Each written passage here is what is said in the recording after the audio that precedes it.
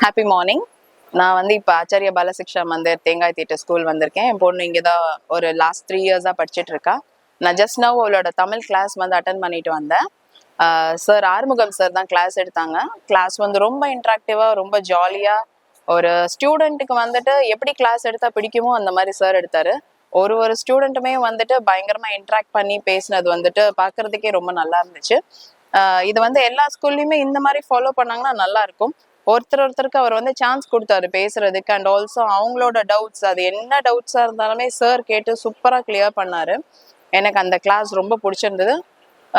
இந்த லாஸ்ட் 3 இயர்ஸா என் பொண்ணுகிட்ட நான் நிறைய டெவலப்மெண்ட் பார்த்துருக்கேன். இந்த ஸ்கூல்ல சேர்ந்ததுக்கு அப்புறமா அவளை எக்ஸ்ட்ரா கரிக்குலரா இருந்தாலும் சரி, அவரோட படிப்புனாலும் சரி, எல்லாத்துலயுமே பயங்கர இம்ப்ரூவ்மெண்ட்டா இருக்கு.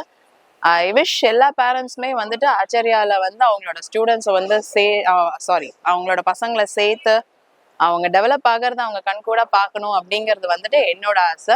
ஸோ நான் வந்துட்டு ரொம்ப தேங்க்ஃபுல்லாக இருப்பேன் ஸ்கூலுக்கு. ஏன்னா என்னோட பொண்ணு வந்து இந்த அளவுக்கு வந்து கெரியரில் அவள் க்ரோத் ஆயிருக்கான்னா அதுக்கு இந்த ஸ்கூல், அவளோட டீச்சர்ஸ் தான் மெயின் ரீசன்னு நான் சொல்லுவேன். Thank you so much for giving me this opportunity.